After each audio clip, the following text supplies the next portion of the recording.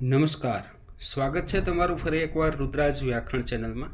આજે આપણે આ વિડીયોની અંદર આવનારી ટાટ હાયર સેકન્ડરી અને સેકન્ડરીની મેન્સ એક્ઝામ માટે નવી રાષ્ટ્રીય શિક્ષણ નીતિને અનુલક્ષીને એક નિબંધ છે જોવા જઈ રહ્યા છે, જેનું શીર્ષક છે નવી શિક્ષણ નીતિ, શિક્ષણમાં નવા યુગની શરૂઆત. વિડીયોની શરૂઆત કરીએ તે પહેલાં આપ આ ચેનલની અંદર નવા હોય, ચેનલને હજી સુધી સબસ્ક્રાઇબ ન કરી હોય તો જરૂરથી ચેનલને સબસ્ક્રાઇબ કરો, બાજુમાં રહેલ બેલ આઇકન પ્રેસ કરો, વિડીયોને લાઇક કરો, શેર કરો અને તમારા મિત્રની સાથે શેર કરવાનું ભૂલશો નહીં. તો જોઈએ નિબંધ નવી શિક્ષણ નીતિ, શિક્ષણમાં નવા યુગની શરૂઆત.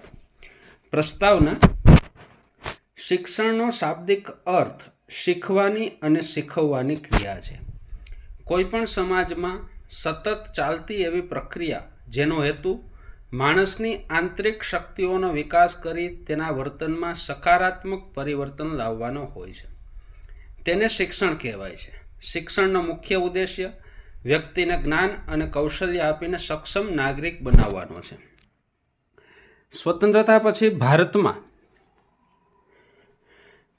પ્રથમ શિક્ષણ નીતિ ઘડાઈ હતી, જે મોટેભાગે લોર્ડ મેકોલોની અંગ્રેજી પ્રભુત્વવાળી શિક્ષણ પદ્ધતિ પર આધારિત હતી. વર્ષ 1992માં તેમાં થોડા સુધારા થયા, છતાં તેની રચના મુખ્યત્વે અંગ્રેજી માધ્યમના શિક્ષણને કેન્દ્રમાં રાખતી હતી. સમય જતાં સમજાયું કે 1986ની શિક્ષણ નીતિમાં કેટલીક ખામીઓ હતી. વિદ્યાર્થીઓ જ્ઞાન તો મેળવી રહ્યા હતા, પરંતુ તે જ્ઞાન ભવિષ્યમાં રોજગારી સર્જવામાં પૂરતું સહાયક નહોતું. તેથી આ ખામીઓને દૂર કરવા માટે નવી રાષ્ટ્રીય શિક્ષણ નીતિ 2020 લાવવામાં આવી. નવી રાષ્ટ્રીય શિક્ષણ નીતિ 2020 એ 21મી સદીની પ્રથમ એવી શિક્ષણ નીતિ છે, જેનો ઉદ્દેશ્ય દેશના ભવિષ્યના વિકાસ માટે જરૂરી શિક્ષણ વ્યવસ્થા ઊભી કરવાનો છે. આ નીતિમાં શિક્ષણ પ્રણાલીના દરેક પાસામાં સુધારા અને પુનઃરચનાનો પ્રસ્તાવ મૂકવામાં આવ્યો છે. ભારતની પરંપરા અને સાંસ્કૃતિક મૂલ્યોને જાળવી રાખીને આધુનિક શિક્ષણના મહત્વાકાંક્ષી લક્ષ્યોને પૂર્ણ કરવાનો પ્રયાસ કરવામાં આવ્યો છે. આ નીતિ દરેક વ્યક્તિમાં રહેલી સર્જનાત્મક શક્તિના વિકાસ પર ભાર મૂકે છે. શિક્ષણ માત્ર સાક્ષરતા કે જ્ઞાનાત્મક ક્ષમતાના વિકાસ પૂરતું મર્યાદિત ન રહે, પરંતુ વ્યક્તિના નૈતિક, સામાજિક અને ભાવનાત્મક વિકાસ તરફ પણ દોરી જાય તેવો આ નીતિનો મુખ્ય અભિગમ છે. નવી શિક્ષણ નીતિના મહત્વના તથ્યો. જૂન 2017માં ઇસરોના ભૂતપૂર્વ વડા ડૉક્ટર કે કસ્તુરીરંગનની અધ્યક્ષતામાં એક સમિતિ રચાઈ. આ સમિતિએ મે 2019માં રાષ્ટ્રીય શિક્ષણ નીતિનો ડ્રાફ્ટ રજૂ કર્યો હતો. વર્ષ 1968 અને 1986 પછી સ્વતંત્ર ભારતની આ ત્રીજી શિક્ષણ નીતિ છે. નવી નીતિમાં ધોરણ 5 સુધીના શિક્ષણમાં માતૃભાષા, સ્થાનિક અથવા પ્રાદેશિક ભાષાને મહત્વ આપવામાં આવ્યું છે અને ધોરણ 8 સુધી તથા ત્યારબાદ પણ માતૃભાષાને પ્રાધાન્ય આપવાની ભલામણ કરવામાં આવી છે. ઉપરાંત હાલની 10+2 પદ્ધતિને બદલે 5+3+3+4 શૈક્ષણિક માળખું રજૂ કરવામાં આવ્યું છે. નવી શિક્ષણ નીતિમાં ટેકનોલોજીના ઉપયોગને પ્રોત્સાહન આપવાની સાથે ભાષાકીય અવરોધો દૂર કરવા અને વિકલાંગ વિદ્યાર્થીઓ માટે શિક્ષણ વધુ સુલભ બનાવવાનો પ્રયાસ કરવામાં આવ્યો છે. વિદ્યાર્થીઓમાં સર્જનાત્મકતા, વિચારશક્તિ, તાર્કિક નિર્ણય અને નવીનતાની ભાવનાને વિકસાવવા પર ભાર મુકાયો છે. સાથે જ માનવ સંસાધન વિકાસ મંત્રાલયનું નામ બદલીને શિક્ષણ મંત્રાલય કરવામાં આવ્યું છે. 3 થી 8 વર્ષની વયના બાળકો માટે મફત, સલામત અને ગુણવત્તાયુક્ત પ્રારંભિક બાળપણ સંભાળ અને શિક્ષણ સુનિશ્ચિત કરવાની વાત કરવામાં આવી છે. 6 થી 8 વર્ષના બાળકોને ધોરણ 1 અને 2માં શિક્ષણ આપવામાં આવશે. પ્રાથમિક શિક્ષણને રમતગમત અને પ્રવૃત્તિ આધારિત બનાવવામાં પ્રાથમિકતા આપવામાં આવી છે. ભાષાકીય વિવિધતાને સંરક્ષણ અને પ્રોત્સાહન. ભાષાકીય વિવિધતાના સંરક્ષણ અને પ્રોત્સાહન માટે શાળા અને ઉચ્ચ શિક્ષણમાં સંસ્કૃત તથા અન્ય પ્રાચીન ભારતીય ભાષાઓનો વિકલ્પ આપવામાં આવશે, પરંતુ કોઈ પણ વિદ્યાર્થીને કોઈ ભાષા ફરજિયાત રીતે પસંદ કરવી પડશે નહીં. બહેરા વિદ્યાર્થીઓ માટે ભારતીય સાઇન લેંગ્વેજ ISL ને પ્રમાણિત કરવામાં આવશે અને અભ્યાસક્રમ સામગ્રી વિકસાવવામાં આવશે. સાથે જ ભારતીય institute of translation and interpretation અને ફારસી, પાલી તથા પ્રાકૃત ભાષા માટે રાષ્ટ્રીય સંસ્થાઓની રચનાનો પણ પ્રસ્તાવ છે. અભ્યાસક્રમ અને મૂલ્યાંકન. અભ્યાસક્રમ અને મૂલ્યાંકનમાં પણ મહત્વપૂર્ણ સુધારા સૂચવાયા છે. કળા અને વિજ્ઞાન, વ્યાવસાયિક અને શૈક્ષણિક વિષયો વચ્ચેનો ભેદ ઓછો કરવામાં આવશે. ધોરણ 6 થી જ વ્યવસાયલક્ષી શિક્ષણ અને ઇન્ટર્નશીપનો સમાવેશ કરવામાં આવશે. NCERT દ્વારા રાષ્ટ્રીય અભ્યાસક્રમ ફ્રેમવર્ક તૈયાર કરવામાં આવશે.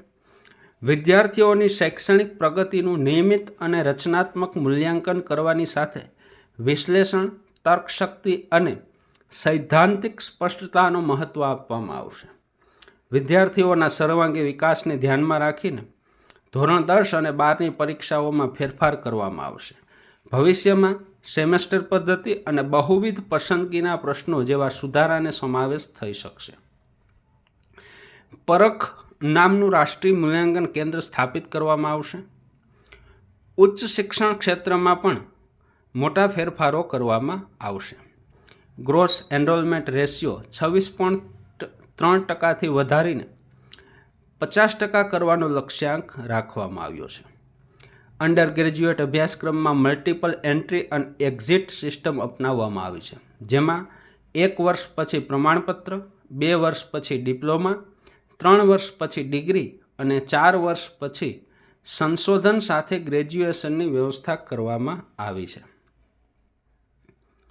વિવિધ સંસ્થાઓમાંથી મેળવેલા માર્ક્સ અને ક્રેડિટ્સને ડિજિટલી સંગ્રહિત કરવા માટે એકેડેમિક બેંક ઓફ ક્રેડિટની પણ વ્યવસ્થા કરવામાં આવી છે.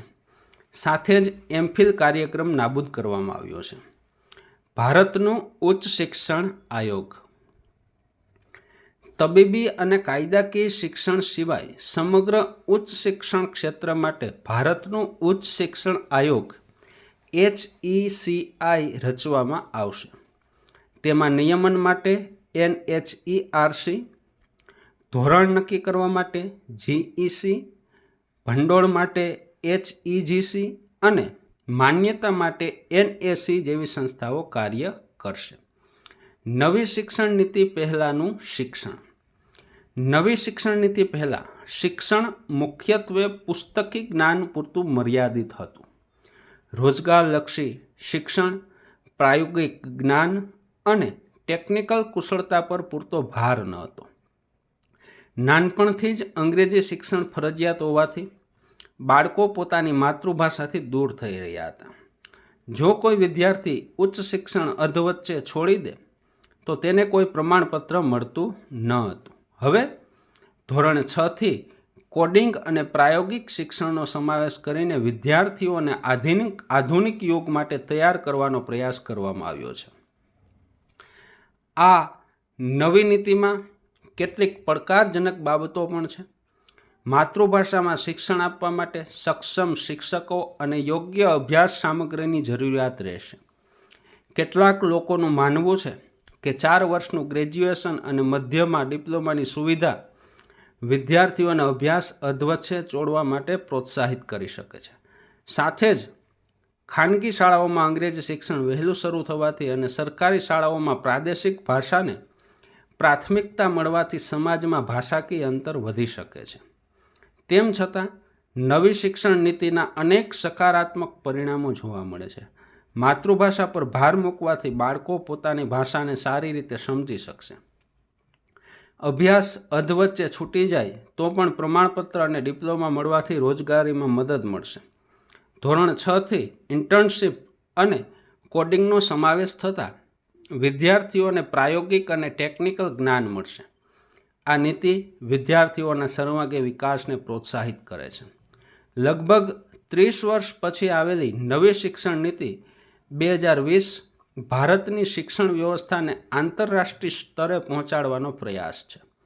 ભારત સરકારનું લક્ષ્ય વર્ષ 2040 સુધીમાં આ નીતિને સંપૂર્ણ રીતે અમલમાં મૂકવાનું છે. કેન્દ્ર અને રાજ્ય સરકારો મળીને આ નીતિના અમલીકરણ માટે વિવિધ સમિતિઓની રચના કરશે. ઉપસંહાર.